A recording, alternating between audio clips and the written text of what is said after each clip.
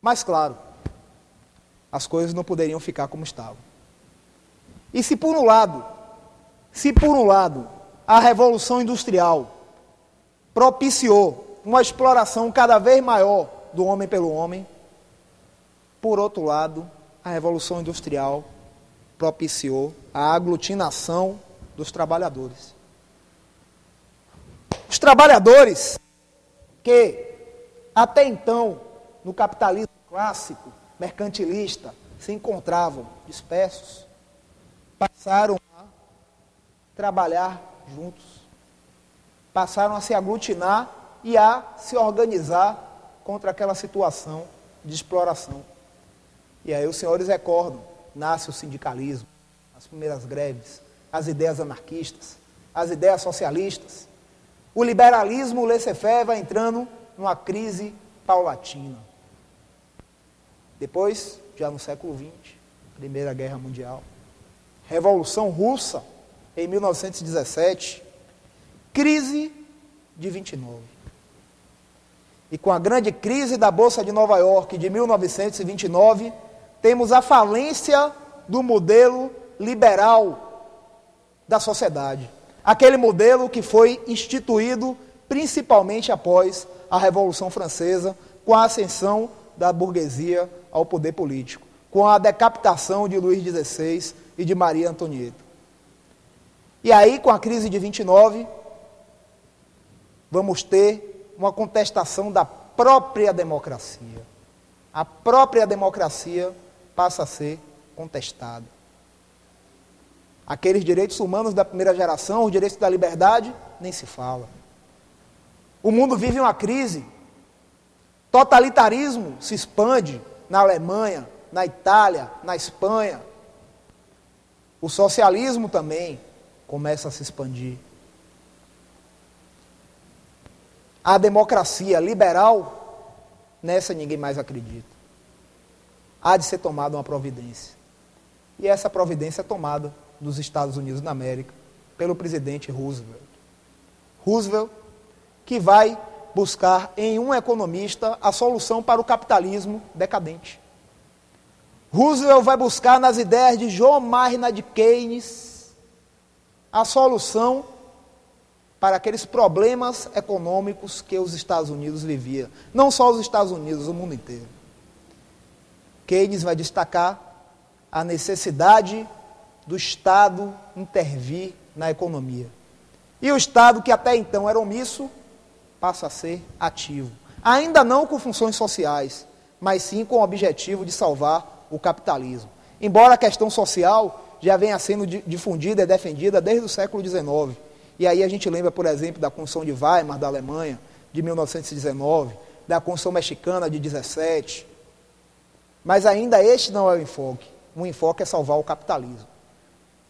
Logo depois, os senhores sabem, em 1939, em 1º de setembro, estoura a Segunda Guerra Mundial, que vai durar 6 anos. E com o fim da Segunda Guerra, o que é que acontece? Guerra Fria. O mundo se divide em 2 grandes pilares. O totalitarismo é derrotado e temos, de um lado, o capitalismo liderado pelos Estados Unidos e o socialismo soviético.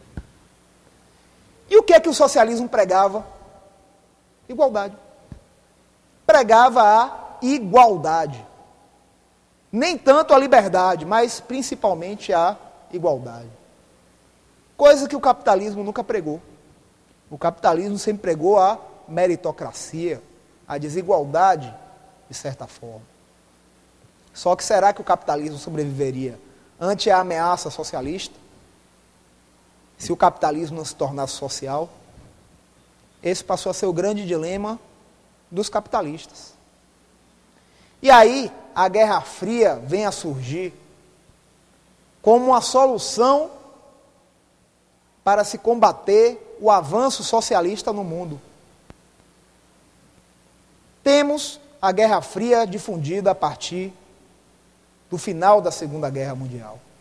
E essa Guerra Fria, que vai ser pautada na corrida espacial, na corrida armamentícia, vai ser pautada principalmente na construção da ideia de um estado do bem-estar social. É aquela velha história. O capitalismo deu um passo para trás, para posteriormente dar 2 passos para frente. Era necessário tornar o capitalismo atrativo aos trabalhadores, ou então ele sucumbiria. Daí, o cinema americano, o American Way of Life, o modo de vida americano, começam a ser difundidos como modo ideal de sociedade. Os americanos foram muito inteligentes, os americanos, eu digo, os capitalistas, trabalharam com o psicológico do homem. Trabalharam lembrando das lições de Thomas Hobbes. O que é que Hobbes falou ainda no século XVIII? O homem é o lobo do homem. Ninguém quer ser igual a ninguém. As pessoas querem dominar. Ninguém quer ser igual a ninguém, as pessoas querem ser melhores. E o que é que o socialismo pregava? Igualdade. Pregava a igualdade, mas será que esse era o desejo das pessoas, serem iguais? Ou as pessoas queriam continuar a alimentar a vontade de serem melhores do que as outras? Essa foi a grande sacada do American Way of Life. Dizer para o trabalhador, se mantenha fiel ao capitalismo. Porque no capitalismo, no nosso capitalismo, no American Way of Life, você terá escola, previdência, saúde, moradia, mas mais do que isso tudo, você terá preservado o seu talento.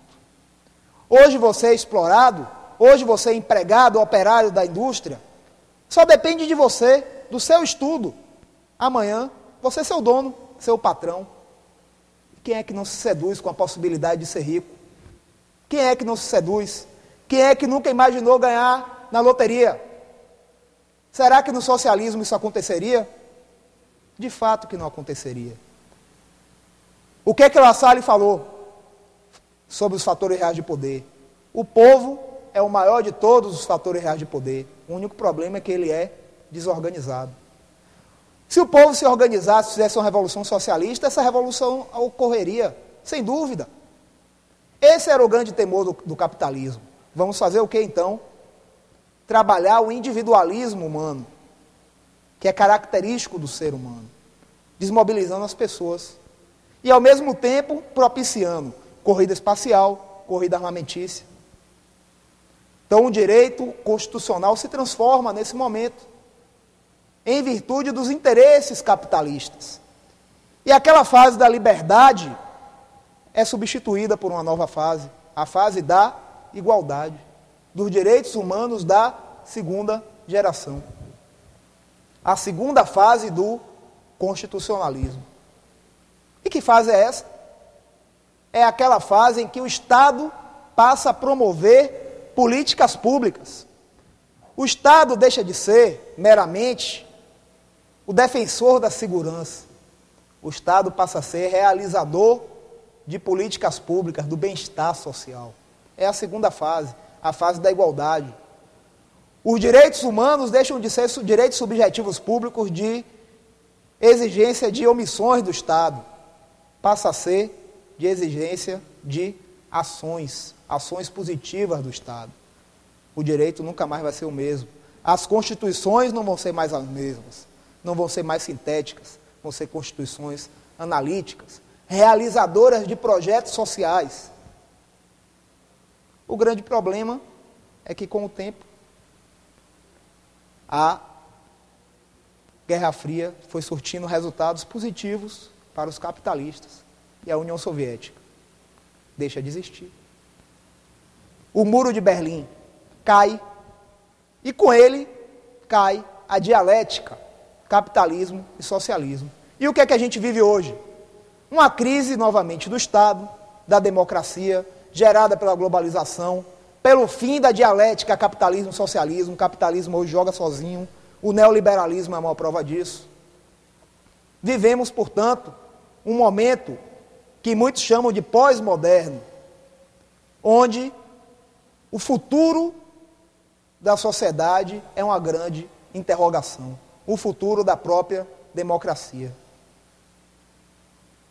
Antes disso, entretanto, é importante frisar que vivemos também uma terceira fase do constitucionalismo, a partir da concepção de que as futuras gerações têm que ser preservadas. Daí porque os direitos humanos da terceira geração são os direitos da fraternidade, proteção ao meio ambiente, por exemplo. A partir dos anos 70 do século XX, essa noção começa a ser mais difundida. É a terceira fase do constitucionalismo, que é a fase que, de certa forma, estamos vivendo. Embora com tantas contradições, está aí o Pacto de Quioto, que os Estados Unidos não assinaram, de proteção ao meio ambiente, com a proibição de emissão de gases poluentes. Há uma grande contradição, porque, de fato, aquela liberdade da primeira fase do constitucionalismo é a que ainda termina prevalecendo, o individualismo de Adam Smith. De qualquer forma, essas são as três principais fases do constitucionalismo. A primeira da liberdade, do laissez-faire, a segunda da igualdade, do Estado social, e agora essa terceira da fraternidade. É importante se destacar, no entanto, que na doutrina é possível encontrarmos outras fases, outras gerações de direitos. Quarta geração, quinta geração, direitos da informação, direitos gerais, não é? De todos, coletivos, várias classificações. Mas de tudo isso, o mais importante é a seguinte lição: nenhuma geração de direitos humanos é mais importante do que outra. Todas são complementares. A Constituição se transformou porque a sociedade se transformou. A sociedade evoluiu. Não vamos permitir que haja um retrocesso.